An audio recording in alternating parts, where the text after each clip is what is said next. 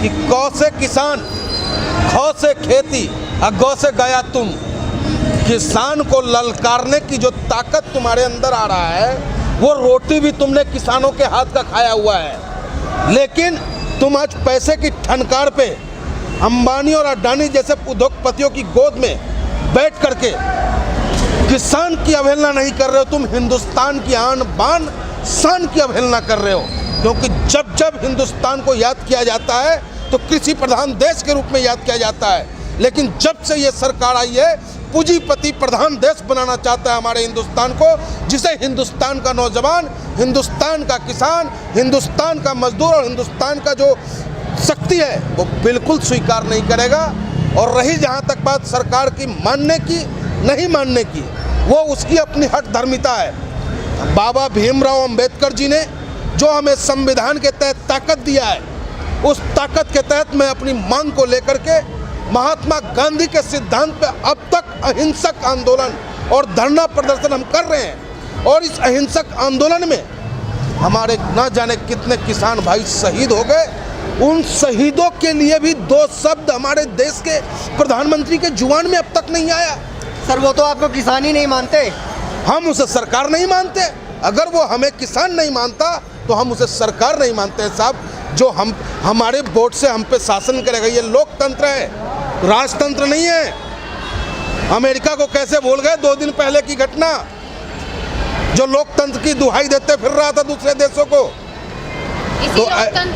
तो आज हमारे हिंदुस्तान की स्थिति उससे भी भयावह है।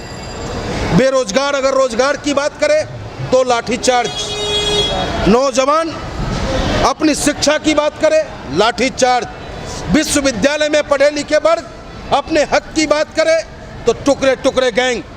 और जब अन्नदाता, वो अन्नदाता जो धरती की बंजर सीना को चीरकर हम हिंदुस्तानियों के थालियों में अनाज परोसता है, वो किसान जिसका बेटा सरहदों पे गोली झेलता है, उस किसान को आप आतंकवादी और अलगाववादी और पता नहीं क्या क्या शब्दों से आपने हमें नवाजा है। आपके हर शब्द को हम याद रखेंगे, जो जो बातें आपने हमसे की है वो सारी बातें हमें याद रहेंगी। और रही बात करने की, आप हम किसानों से बात करना चाहते हो, आधे अधूरे मन से हमें बुलाते हो, 2 बजे का समय देते हो, 3 बजे मीटिंग शुरू करते हो, और फिर वही की वही बात हमारा किसान नेता आपसे बार बार कह रहा है कि 3 काले कानून को आप वापस लें। हमारी ना आपकी बात तो मान ली, आधा जो 2 कानून था उसको वापस कर लिया, 2 कदम पीछे हट गया, 2 कदम आप पीछे हट गए। कहाँ पीछे हट गया? वो पराली पे वो मान गए हैं। मेरी बिजली वाला बिल अभी तक उसने पारित नहीं किया।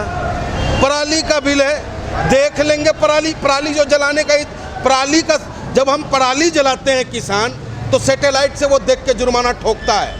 और जब ऊपर से आपदा गिरती है, बारिश और पत्थर गिरते हैं और हमारा फसल बर्बाद होता है, तो ये 5 रुपये और 100 रुपये का चेक देता है। उस समय में इसका सैटेलाइट कहाँ चला जाता है?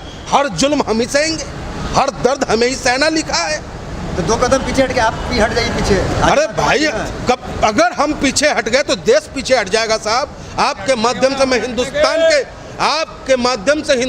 के नौजवानों से, हिंदुस्तान के पढ़े लिखे वर्गों से, हिंदुस्तान के हर गरीब गुरबों से अपील करना चाहता हूँ कि ये लड़ाई किसानों की नहीं है, ये लड़ाई हिंदुस्तान की है।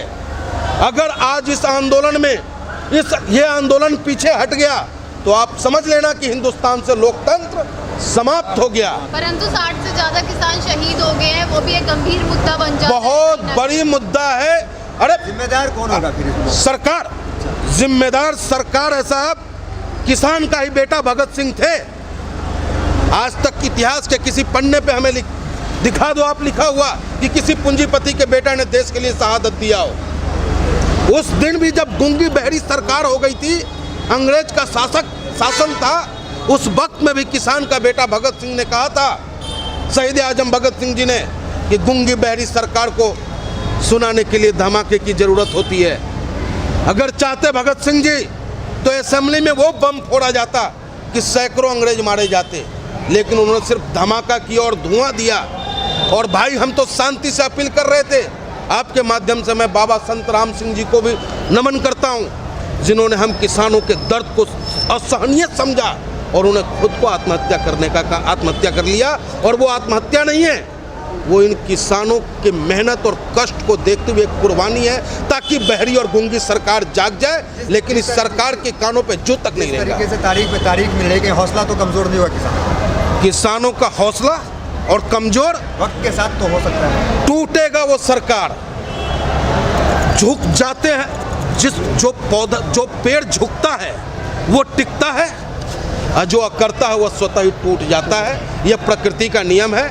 और आज भी जो हम हिंदुस्तानियों की पहचान है वो किसान से है। लेकिन वही किसान ने प्रधानमंत्री बनाने का काम किया। बिल्कुल किया। अरे झूठे वादों में भाइयों बहनों 15 लाख, भाइयों बहनों नोटबंदी किया, उसमें भी झांसा दिया। जब देखा कि गरीब मर रहा है तो झांसा क्या दिया? आज वही झांसा हम किसानों को दूसरी तरफ देने का काम कर रहा है ये, कि भाई वो किसान तुम्हारा विरोध कर रहा है जिन पे मर्सिडीज और फलाने और ढिमके हैं, वो ये नहीं चाहते कि तुम्हारे पास भी आ जाए। नोटबंदी के वक्त में भी यही शब्द का इस्तेमाल हमारे देश के माननीय प्रधानमंत्री नरेंद्र मोदी जी ने किया था, और उन्होंने कहा था कि अमीरों का पैसा जो काला धन है वो खत्म हो जाएगा, और 90 दिन में अगर देश की स्थिति न सुधरे तो हमें फांसी पे लगा देना। जिस सरकार को आप तोड़ने की बात कर रहे हैं, वही सरकार दावा कर चुकी है कि 50 साल तक इस देश पे हमारा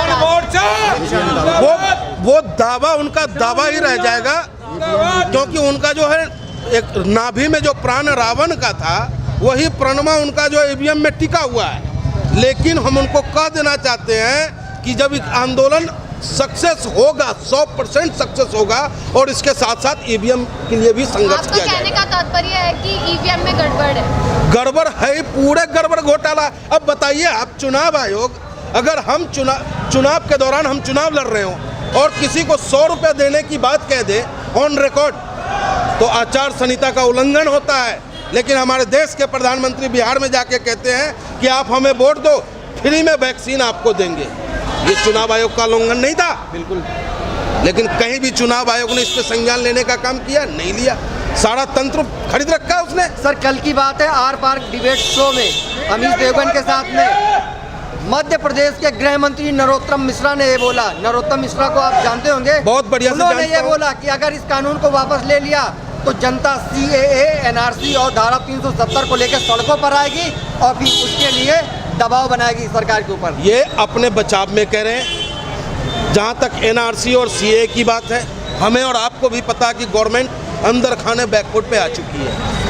अंदर खाने बैकफुट पे आ चुकी। जो CAA में हमें सुधार चाहिए था, जो हिंदुस्तान की नागरिकों की मांग थी, उस पर सरकार अमेंडमेंट कर चुका है।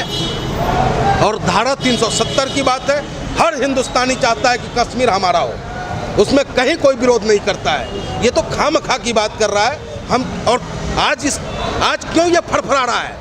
इनके अंदर वो हड्डी चली गई है कि अगर निगल लिए तो अंधा, छोड़ दिए तो मर गए। 26 तारीख तक का आपने टाइम दिया, अगर 26 तारीख तक सरकार नहीं मानती तो क्या किसान हिंसक होगा, हिंसा करेगा? देखिए, रणनीति क्या होगा? हिंसा हमारा धर्म नहीं है, लेकिन प्रतिरक्षा में जवाब देना।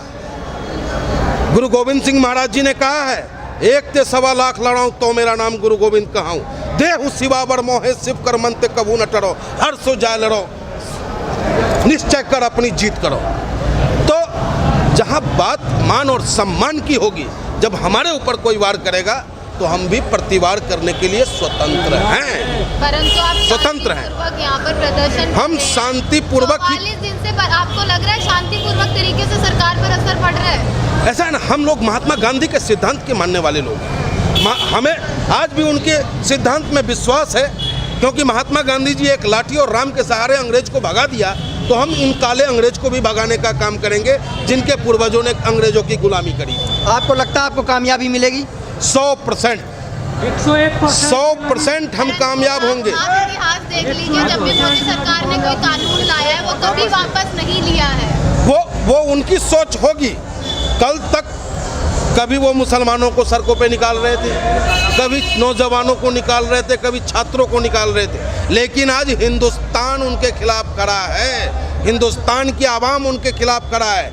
ये ना समझे कि सिर्फ किसान का मतलब है कि पूरा हिंदुस्तान, और पूरा हिंदुस्तान आज अपने हक की बात कर रहा है और हिंदुस्तान के हक के लिए वो लड़ने मरने को तैयार बैठा है। आज 2550 शहादत हो चुके। उद्योगपति को क्यों निशाना बना रहे हैं? वो व्यापारी कर रहे हैं, व्यापारी कर रहे हैं देश में। उद्योगपति का काम है अपना उद्योग चलाए, वो राजनीति में हिस्सा ना ले। राजनीति जो बना है, बाबा भीमराव अंबेडकर ने जो संविधान बनाया, राजनीति बना है कि अंतिम पैदान में बैठे व्यक्ति के चेहरों पे मुस्कान लाने के लिए। राजनीति बना है जहां अंधियारा सुरंग हो वहां रोशनी पहुंचाने के लिए, न कि अंबानी जैसों के फ्लैट में और 4 चांद लगा देने के लिए। राजनीति, चौधरी चरण सिंह जी हमेशा एक ही बात कहा करते थे कि किसानों की नज़र खेत की मेड़ पर हो, एक नज़र खेत की मेड़ और दूसरी नज़र जो हो दिल्ली की सियासत पे होनी चाहिए। अंधेरे से प्रधानमंत्री निकल के सारे घर परिवार को छोड़ के 4 से 8 प्रधानमंत्री बने, फिर आप उनकी आलोचना करते हैं। वो भी तो कहाँ से उठे, वो भी तो देखिए। आप देश के प्रधानमंत्री हैं, आपका सम्मान है। हिंदुस्तान के प्रधानमंत्री हैं, प्रधानमंत्री के नाते मैं आपका सम्मान करता हूं। लेकिन जैसे ही आप हिंदुस्तान के प्रधानमंत्री न बन के अंधभक्त और उद्योगपतियों के प्रधानमंत्री बनते हैं, उसका हम विरोध करते हैं। लेकिन प्रधानमंत्री बोलते हैं कि ये बिल जो है किसानों के हित में और किसानों को गुमराह किया जाए, तो कौन गुमराह कर रहा है आप लोगों को? कोई गुमराह नहीं कर रहा है किसानों को। किसान अन्न नहीं खाता है। जिस अन्न को खा करके आप प्रधानमंत्री बन गए, उसी किसान के हाथ की मेहनत की रोटी खा करके आप प्रधानमंत्री बन गए। कोई IAS IPS बन गया और आज उस किसान को कोई आकर के ना समझ कह देगा। ये कितनी बड़ी मजाक उड़ रही है हम किसानों की भाई।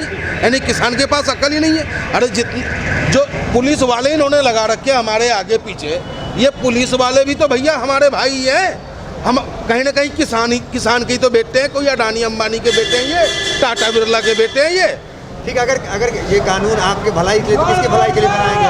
वापस नहीं हो रहा तो कहीं ना कहीं आपकी भलाई है। सरकार ये भी कह रही है, तो किसके भलाई के लिए बना कानून? सरकार कहा न कि देश हमारा कृषि प्रधान देश, उसे उद्योगपति प्रधान देश बनाने की चल रही है।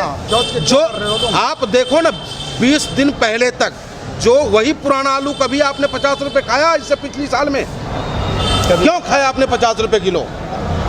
क्योंकि स्टॉकिस्ट जो है उसे स्टॉक करके रख लिया। जैसे ही किसानों के खेत से निकला 10 से 15 रुपये किलो आलू आपके घर पर पहुंचता है। अगर आज ये कानून लागू हो जाता है तो भाई साहब किसान तो मरेगा ही मरेगा, मजदूर बन जाएगा किसान। किसान अपने खेत में वो मजदूर होगा और वो मालिक बन के उस पर तानाशाही रवैया अपनाएगा और हमें और आपको जो है वही आलू 70 रुपये, आटा 100 रुपये किलो खरीद के खाना पड़ेगा। और हम और आप पाकिस्तान की तरह, जनता जैसे आज बलबला रहा है पाकिस्तान में 100 रुपये आटा खरीद रहा है, 30 रुपये अंडा खरीद रहा है, वही हालात हमारी हो जाएगी। चलिए, बहुत बहुत शुक्रिया हमसे बात करने